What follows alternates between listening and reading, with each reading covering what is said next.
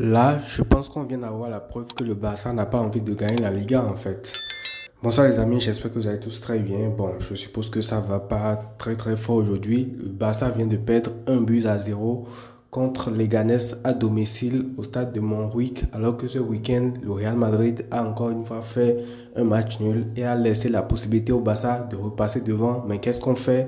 En ce moment, c'est ridicule en fait la Liga. Le Barça et le Real sont en train de se donner un spectacle devant le monde entier, en train de se redonner des coups de faux pas et tout. Un coup, c'est le Real qui fait un faux pas, le Barça refait un faux pas également, le Real en fait un, le Barça en fait un, et là, ça devient très ridicule en fait. Et ce qu'on a montré aujourd'hui n'a pas du tout été au niveau de ce qu'on attendait de l'équipe. Franchement, défaite 1 but à 0, j'ai envie de dire même mérité parce qu'on ne mérite même pas de gagner aujourd'hui parce que le nombre d'occasions qu'on a eu, le nombre de ratés qu'on a eu et en déjà mettant la baisse d'intensité qu'on a vue, franchement c'est n'importe quoi. Donc c'est pour ça que je dis que le Barça n'a pas envie de gagner la Liga en fait.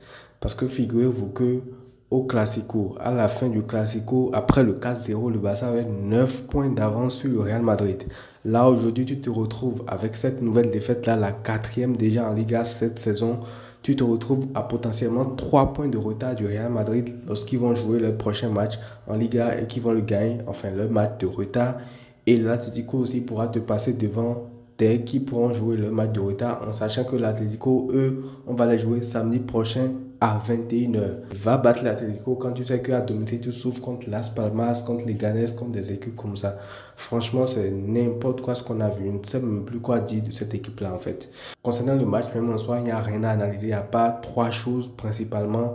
L'inefficacité aujourd'hui de l'équipe, la fatigue que je constate de plus en plus pour beaucoup de joueurs et aussi le facteur arbitrage. Mais ça, on va en parler en fin de vidéo parce que c'est pas parce qu'on est nul qu'il faut pas parler de l'arbitrage. C'est deux choses qui ne vont pas ensemble. Certes, l'arbitrage ne fait pas tout. Nous-mêmes, on n'a pas été au niveau, mais à un moment donné, il faut quand même toucher un mot par rapport à ça. Alors, pour revenir sur le match en soi, déjà, qu'est-ce qui fait que le Barça se met dans la merde? C'est que tu commences un match, mais tu ne le commences pas vraiment. Tu es absent dans les duels, tu es absent dans l'intensité et tout. Et très tôt, tu le payes cash en fait. Parce que tu peux pas commencer un match et jouer les mains dans les poches, faire comme si tu étais toujours au vestiaire en fait.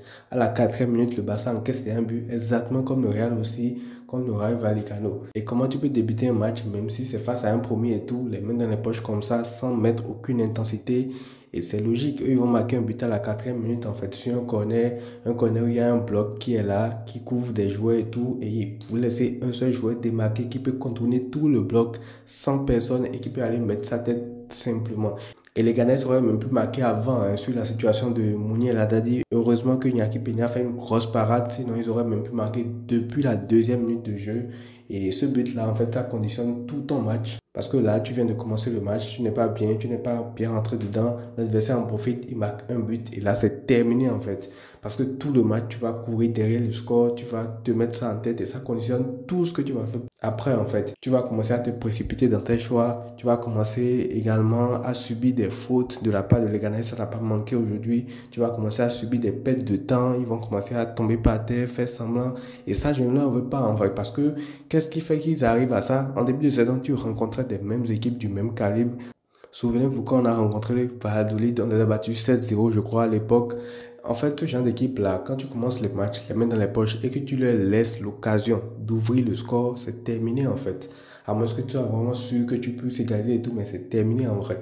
Et on commençait à perdre du temps et tout. Et franchement, beaucoup vont être tombés déçus pour ça. C'est vrai que c'est énervant, je ne sais pas que je cautionne ça, mais en vrai, ils ont raison.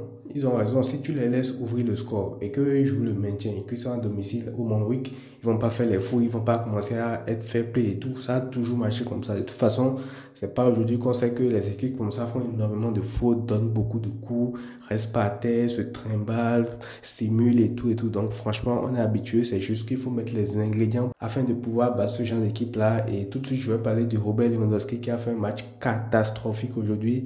Il a raté absolument tout ce qu'il a eu comme occasion, que ce soit les têtes, que ce soit les balles au pied et tout. Et franchement, la passe que Pedri lui fait, il se retrouve devant le gardien comme ça. Il trouve quand même le moyen de la rater.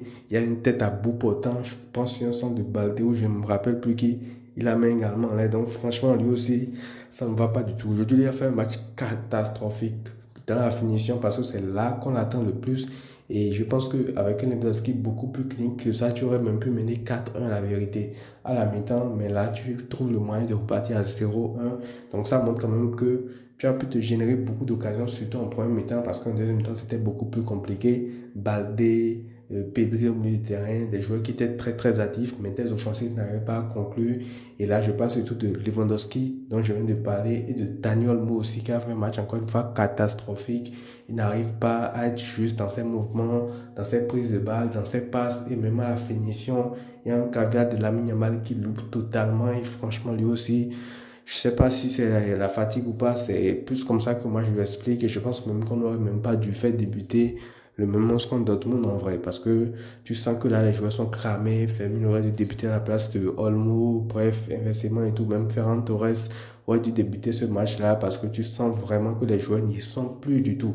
Parce que en deuxième mi-temps, quand tu joues des blocs bas pareils, on sait tous que la clé c'est les mouvements, les jeux en une touche, les déviations rapides pour créer le décalage et pouvoir les désorganiser. Mais la façon dont nous on jouait face à un bloc de Leganés qui avait pratiquement tous les joueurs dans leur propre surface, c'était indécent. On ne pouvait pas gagner de cette manière-là en fait. On ne pouvait pas du tout gagner de cette manière-là. Donc c'était lent dans les transmissions, ça ronronnait et tout. Et même Lamine Yamal qui a pris un coup en premier mi-temps, on a été obligé de le laisser sur le terrain parce qu'il n'y avait pas de solution. Donc franchement, c'est pas bon du tout ce qu'on a vu aujourd'hui. Lewandowski, Olmo, c'est pas du tout sérieux. Surtout Robert Lewandowski, parce que ça fait un bon moment que lui aussi ne marque plus trop. Et là, dans un match comme ça, tu peux pas avoir eu autant d'occasions pour que Lewandowski et Olmo te ratent autant de buts. C'est pas possible en fait de gagner un match comme ça. Donc je disais que la fatigue se voit de plus en plus. Heureusement qu'avant d'affronter l'Atlético cette semaine, il y a quand même une semaine intégrale de repos. Donc j'espère que ce facteur-là n'aura pas lieu dans le match contre l'Atlético, parce que c'est un match maintenant qui s'annonce hyper important. L'Atlético peut te passer potentiellement à 6 points en cas de victoire. Donc il va falloir faire attention à ça. Mais sinon, j'ai hâte quand même que la trêve hivernale arrive pour que franchement les joueurs puissent avoir une trêve, parce que là, ce qu'on voit, c'est pas du tout sérieux en fait. Sur les 6 derniers matchs en Liga, le Barça n'a gagné qu'un seul match. Et ça, franchement, c'est pas sérieux. À part ça, je sais même pas quoi dire. Franchement, les joueurs, c'est pas sérieux, les intentions, bref. Il n'y a rien qui va dans cette équipe du Barça là en fait. Et quand tu rajoutes à ça maintenant en plus les problèmes d'arbitrage, là tu obtiens le combo infernal en fait. Parce que en premier mi-temps, il y a des fautes sur fautes, l'arbitre ne siffle pas, l'arbitre ne donne aucun carton et tout. Et moi, c'est ça qui m'énerve le plus, c'est que quand tu joues contre des équipes comme ça et qu'il y a tellement de fautes, tellement d'agressivité et tout, et que l'arbitre fait l'erreur de ne pas sanctionner comme il faut, de ne pas siffler au bon moment, de ne pas donner de carton quand il faut, et qu'il laisse jouer. Là, tu leur dis, porte ouverte, faites ce que vous voulez en fait. Et après, tu vas avoir des coups sur coups, tu vas avoir des fautes non sifflées parce qu'ils vont en abuser, ils se disent, l'autre l'a fait, il n'a pas été sanctionné, pourquoi je ne le tenterai pas en fait. Donc voilà, il y a cet arbitrage aussi qui est assez bon par rapport à ce genre de prestations-là. Et franchement, je pense que je ne serai pas le seul à le dire aujourd'hui. L'arbitrage a été catastrophique, tout simplement. Même si, encore une fois, je précise, le Barça aussi n'a pas du tout fait ce qu'il faut pour gagner, parce que l'arbitrage, on sait qu'en Liga, depuis quelques années maintenant, c'est difficile, mais pourtant, c'était quand même comme ça quand je gagnais également en début de saison. Donc, qu'est-ce qui a changé en temps? C'est le niveau également que toi tu affiches, mais c'est pas pour ça aussi qu'on ne va pas parler du tout de l'arbitrage, parce que ça y contribue énormément. Et aujourd'hui, encore une fois, ça n'a pas du tout été au niveau de l'arbitrage de la Liga, et franchement, ça devient de plus en plus préoccupant. En vrai, il y a une occasion où il y avait faute sur Koundé, je crois. La VAR n'a même pas été appelée. Et je me demande, ceux qui sont à la VAR, qu'est-ce qu'ils font comme boulot en fait? Est-ce qu'il faut forcément que le joueur soit en train de perdre du sang, soit en train de faire tout ça avant qu'on appelle la VAR? Parce que là, je ne comprends pas du tout. Parce qu'en Ligue 1, il y a quand même la VAR, rassurez-moi.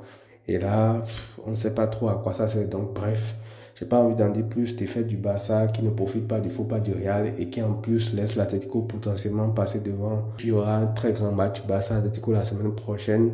Et le Real aussi peut passer devant en cas de victoire du match de retard contre Valence. Donc voilà.